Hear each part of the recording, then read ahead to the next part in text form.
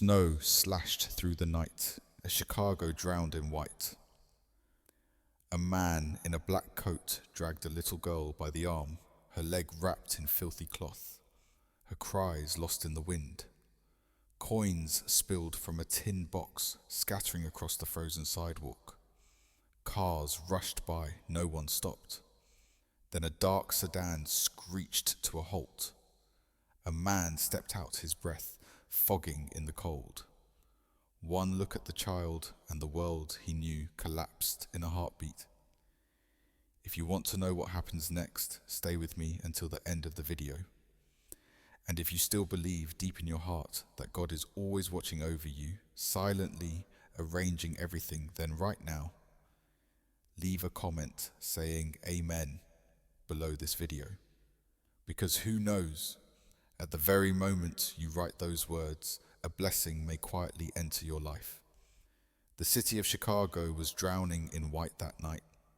Snow piled up on sidewalks like waves frozen mid-crash. Streetlights hummed through the blizzard, their glow bending in the wind. On the corner of Madison and Clark, a little girl sat curled into herself beside a flickering lamppost. Her name was Mia, though no one passing by knew it. She couldn't have been more than 6. A dirty strip of cloth wrapped around her leg, stiff with dried blood. Her breath came out in small clouds, each one trembling in the air, before disappearing. Beside her sat a rusted tin box with a few coins and a worn-out teddy bear missing one ear. Every time the wind howled, she pulled the bear close, whispering to it like a secret. 1, 2, 3. She counted softly, trying to forget the pain in her leg. It was something she had learned in the orphanage: when it hurt, count until it stops. But it never really stopped. People hurried past her without looking. Shoes splashing through grey slush scarves, pulled tight faces turned away. The city never had time for slow things, or for children who asked for too much. A bus rolled by, spraying icy water over her feet. She didn't even flinch. A man stood across the street, half hidden beneath a black hooded coat. His eyes followed her like a shadow. When she looked up, he turned away, pretending to smoke. He was watching. Always watching. Moments later, headlights cut through the snowfall, sleek, bright, almost unreal against the dull grey world. A dark sedan slowed its tires, crunching the ice. The door opened and a tall man stepped out. His coat was long, the colour of the night sky. He didn't rush. He walked toward her as if he had all the time in the world. Mia froze. She had learned not to trust anyone. Not after what they did, the ones who smiled, who promised food and warmth, and then the pain came. But this man didn't speak at first.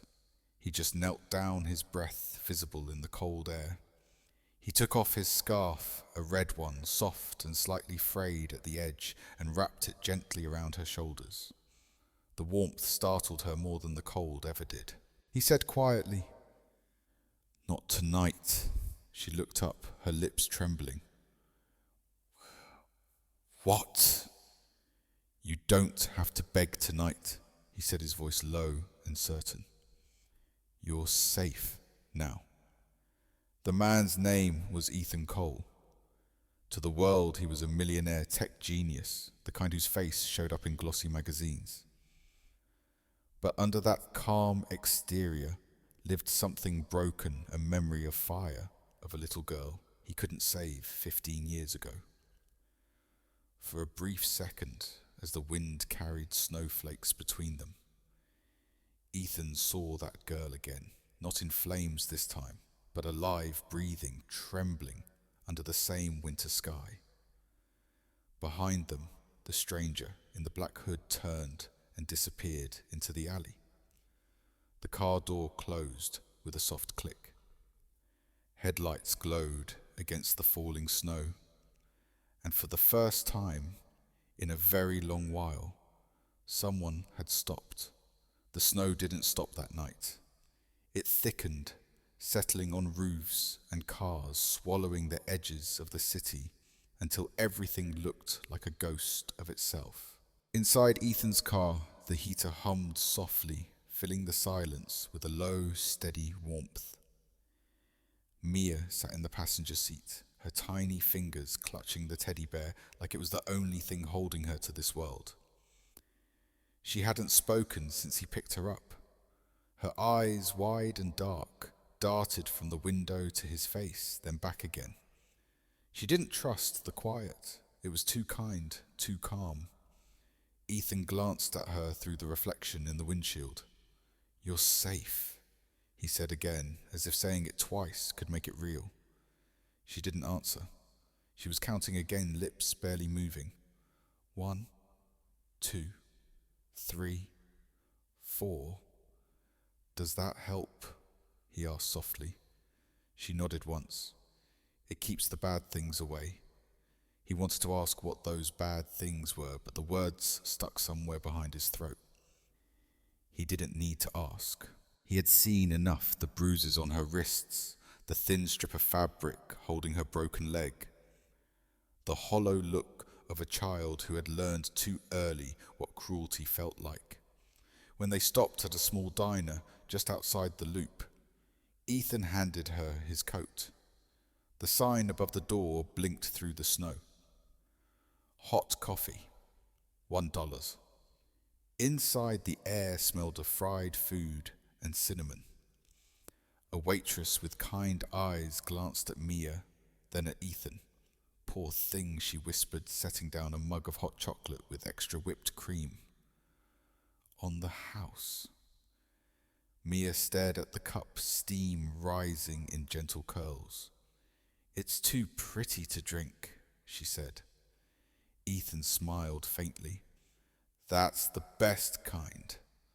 When she finally took a sip, her lips left a tiny chocolate ring on the rim. Her shoulders loosened a little, the first sign of warmth returning to her body. He noticed the teddy bear again. "What's his name?" She hesitated, then said, "Toby. He's been with me since I was little." "Did someone give him to you?" She looked away. "The lady from the home, before she took me." Ethan felt a slow chill crawl down his spine. "The home. She said she was nice," Mia whispered. "She said she'd take me to a better place. But then the men came. They said I had to work." Her voice cracked on that word. "Work. No 6-year-old should know what that means in the dark corners of a city." Outside, the snow pressed against the glass, soft but relentless. Ethan watched it and thought about his sister Emily, how she used to draw snowflakes on fogged windows when they were kids. She died in a fire when he was 15, and he had lived every day since wondering if he could have saved her. Now, sitting across from this trembling child, he felt that same pull in his chest, the unbearable need to rewrite the past, even if it wasn't his own. When they left the diner, the streets had emptied. The world was white and soundless, except for the hiss of tires on slush. Ethan carried her back to the car, wrapping her carefully in the red scarf. She fell asleep against his shoulder before he could even buckle her seatbelt. As he drove through the sleeping city, neon lights blinked over shuttered stores. Pawn shop laundry, 24/7, help wanted. In the rearview mirror, he saw her small face resting against the window. The reflection of snowflakes sliding across her hair. He whispered to himself, "Not again, not this time." Morning broke slow and silver over Chicago. The storm had softened, leaving behind quiet streets buried under a pale blanket of snow. From the window of his apartment overlooking the river, Ethan Cole watched the city wake, its skyline blurred by a thin veil of frost. Behind him, the sound of a spoon clinking against a mug broke the silence. Mia sat at the kitchen counter, wearing one of his oversized sweaters. The sleeves swallowed her hands. She was trying to stir a cup of hot chocolate, but most of her attention was on the view outside the boats frozen along the docks, the gulls circling above the water that hadn't yet turned to ice. "Do you always drink chocolates in the morning?" she asked suddenly, her voice soft but curious. "Only when I need to remember something good," Ethan said.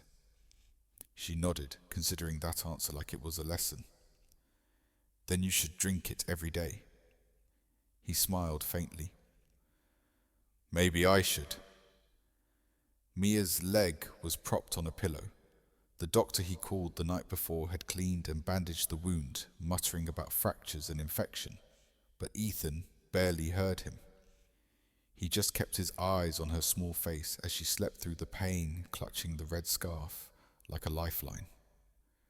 Now, in the light of morning, she looked different, fragile still, but no longer invisible.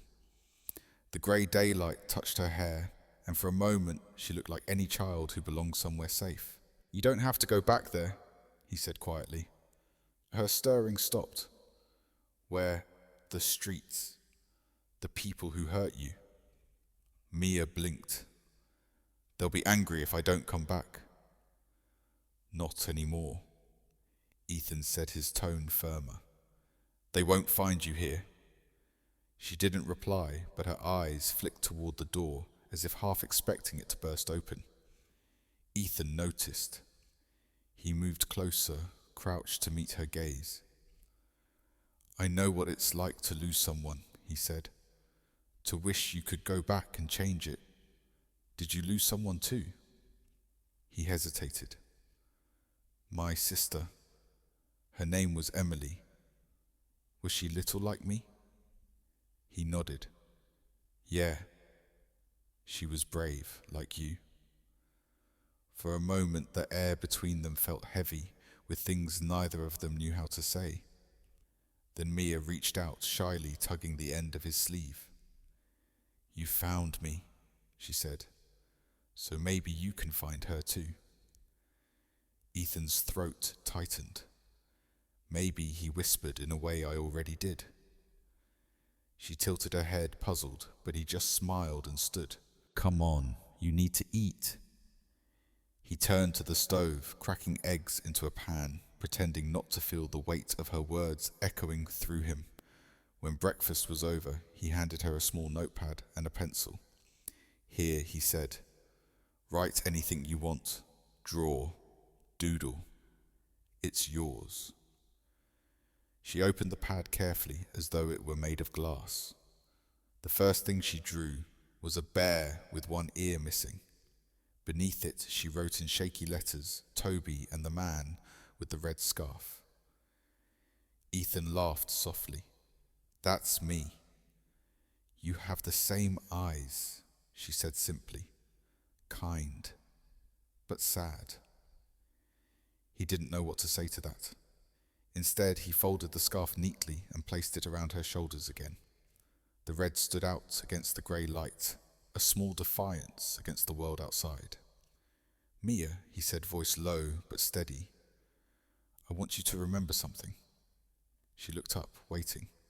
"You'll never beg again, not while I'm still breathing." Her lips parted as if to answer, but no sound came out. She just nodded, a single, solemn movement that somehow carried more weight than words ever could. Outside the river, ice cracked softly, like the sound of something old breaking apart to make way for the new. Ethan turned back to the window, his reflection overlapping with hers. In the glass, two souls caught between past and future, between loss and the fragile hope of redemption. And somewhere in that silence, a promise was made that neither of them would ever forget. The snow turned to a grey slush as the city began to move again. Street sweepers cleared the sidewalks, buses hissed through puddles, and life returned to its usual pace, as if the storm had never happened. But for Mia, the world was still frozen, in that one terrible night. Ethan spent the next few days arranging what he called safe ground. A quiet therapist who worked with trauma victims came by, and a nurse visited to check on Mia's leg. She started eating better, sleeping longer. Yet, sometimes in the middle of the night, he'd wake to the sound of her whispering, counting. Still counting, like she was holding off invisible ghosts. Across the river in the darker corners of South Side, another man was awake for different reasons. Victor Hall sat in the back of a dim bar, a cigarette burning low between his fingers. The news on the television above the counter showed traffic updates and weather reports. Nothing about missing children, nothing about the little girl who had vanished from his crew. He smirked bitterly. They think they can just take what's mine.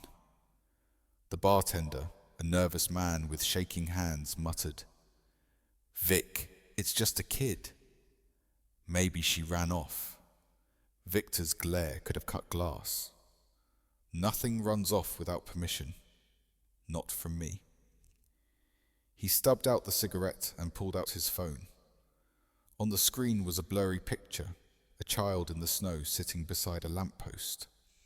His men had sent it every night, a kind of report card.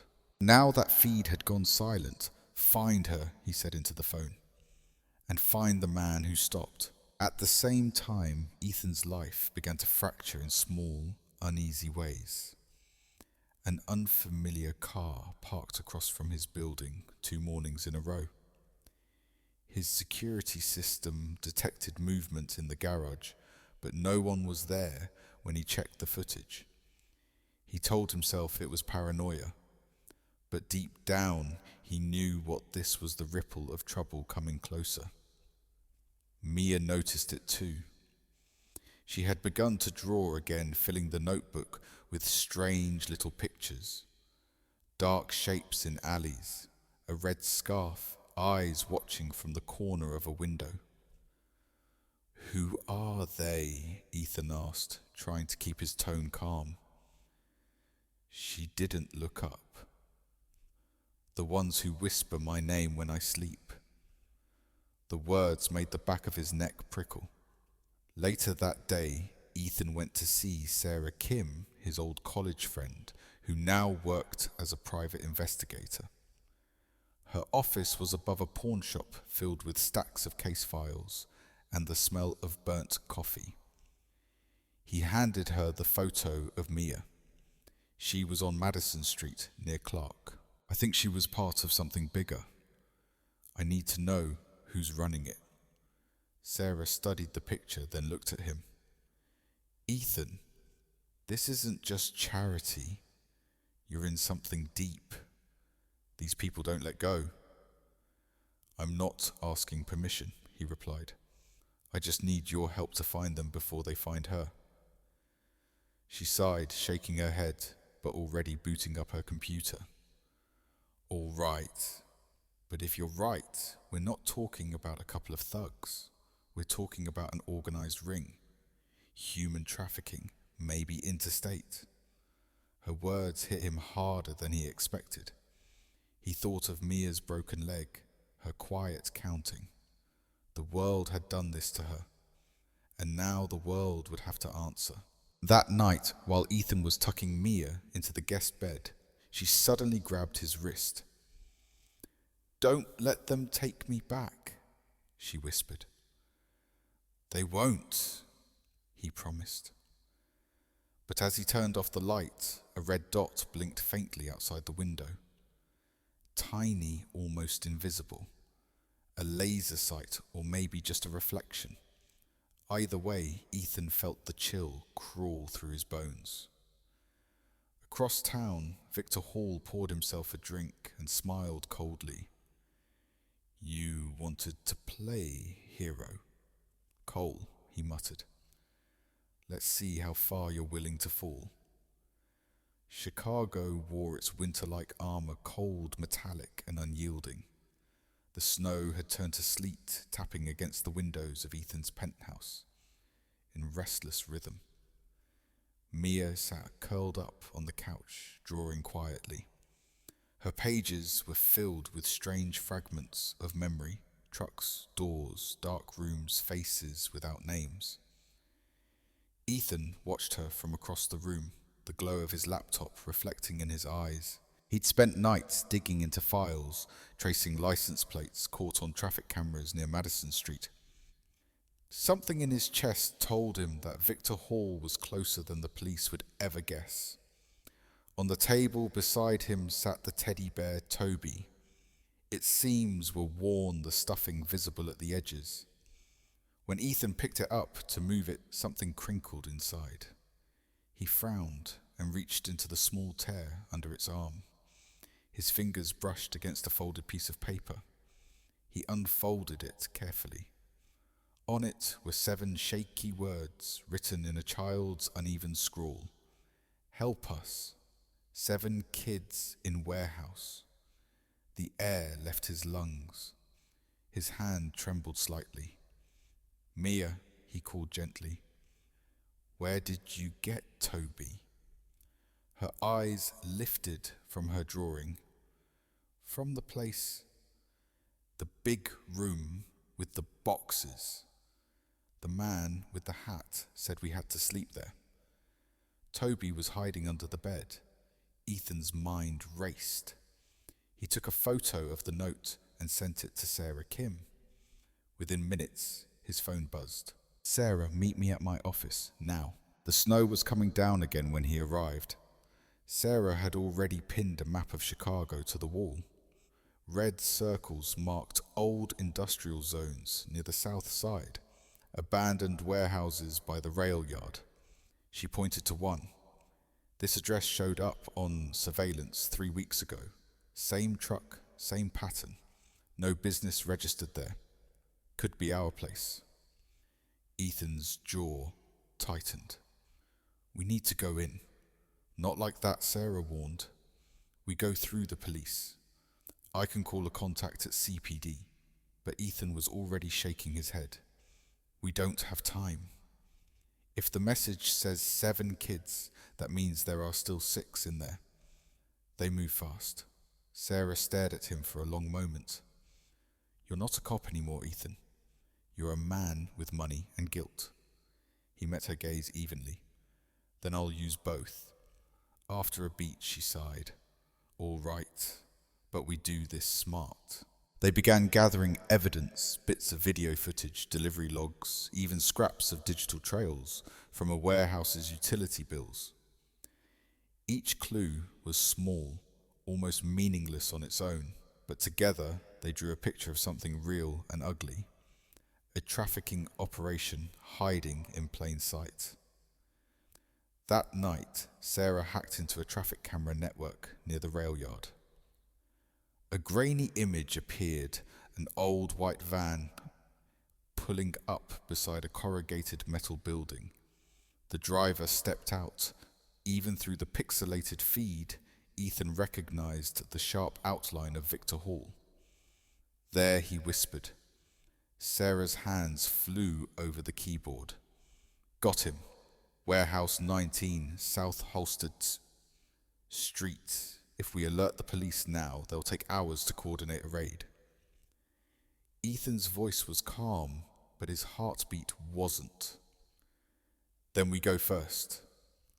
Sarah looked up sharply. You're insane. Maybe. But I'm not sitting here while those kids wait another night. He pulled a small black case from his jacket, a GPS tracker and an earpiece. Old habits from his days in security startups. Call your contact, he said. Tell them where we're headed.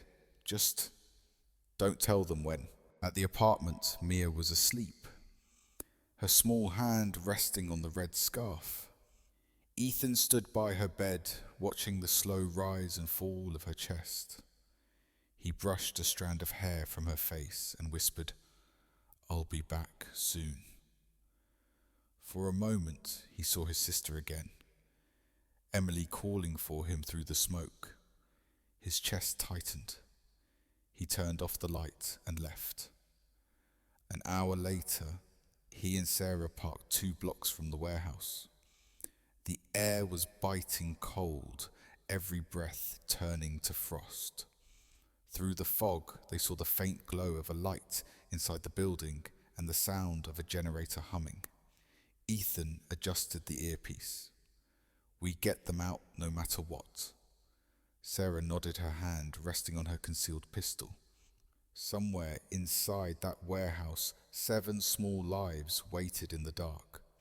And Ethan Cole, haunted, determined and burning with a quiet rage, was finally ready to step into the storm again. The warehouse loomed like a scar against the frozen skyline, its metal walls slick with ice. Ethan crouched behind an abandoned crate, the sound of the generator humming faintly through the wind.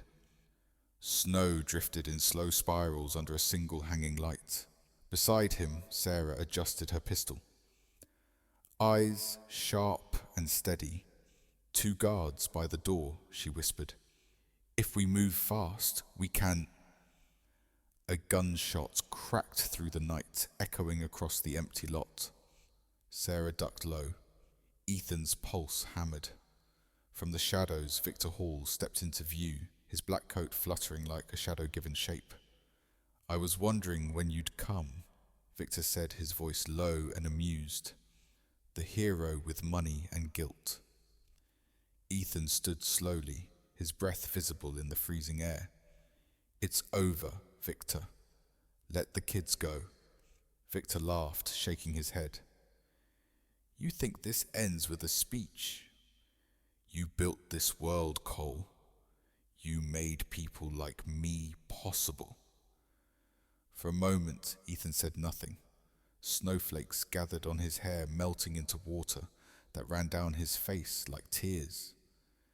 "Maybe I did," he said softly. "But I'm ending it tonight." He lunged forward, catching Victor off guard. The 2 men crashed against the wall, the clang of metal ringing out like thunder. Sarah fired once, shattering a light above the door. Darkness swallowed the room except for the weak flicker of a lantern near the corner, where 7 small figures huddled together, bound and shaking. "Go!" Ethan shouted. Sarah ran toward the children, cutting through the ropes. The sound of crying mixed with the howl of the storm outside. Victor swung wildly, his fist connecting with Ethan's jaw. Pain flashed white, but Ethan didn't stop. He shoved the man back, slamming him against the cold steel. "You don't get to touch them again," he shouted, his voice breaking. Victor sneered, reaching for the gun at his belt. But before he could pull the trigger, Sarah's shot rang out clean, sharp, final. The weapon clattered to the floor. Victor fell to his knees, the fire in his eyes flickering out. Outside, sirens wailed, growing louder. Blue and red lights cut through the snow as police cars surrounded the building. Ethan stumbled toward the children, his chest heaving. Among them was Mia, clutching her bear. Her eyes met his, wide with fear, and then recognition. "Ethan." He knelt, wrapping his arms around her. "It's over, Mia. You're safe now." The words came out rough, almost a whisper, but they carried all the weight of his promise. She buried her face in his shoulder and began to cry soundless tears that thawed the ice between them. Days later, the city thawed beneath a gentler sun. News headlines spoke of a raid arrests recovery. But Ethan stayed silent, refusing interviews. He spent his days at the hospital sitting beside Mia's bed as she healed. Her leg would need surgery, the doctors said, but she would walk again. Sometimes she'd wake from dreams, whispering, "Did we really make it?" Ethan would smile, tightening the red scarf around her blanket. "We did, and we're not done yet." Spring came early that year. The old warehouse was gone, replaced by a small building with white walls and warm lights. A sign above the door read, "Harbour Light Centre." Inside, laughter echoed children's laughter. Mia, now walking with a brace, helped another girl tie ribbons on a teddy bear. When she saw Ethan watching from the doorway, she waved her smile bright and sure. He stood quietly, the scarf folded over his arm, feeling the ache in his heart ease at last. Sometimes he still dreamed of the fire of the sister he couldn't save. But now when he woke, the room was filled with light. And he understood something: miracles don't fall from the sky. They wait in the snow in silence until someone finally stops. Today's story comes to an end, but its echo still lingers in the heart. What do you think? Give us a score from 1 to 10 and feel free to share a few words in the comments. Every voice here is valued and heard. Before you go, let me ask you gently, are you doing okay today? If your heart feels heavy, let this place be a quiet corner where you can share and find comfort. See you again in the next bedtime story, where love and hope remind us that no matter how dark the night may seem, kindness will always prevail.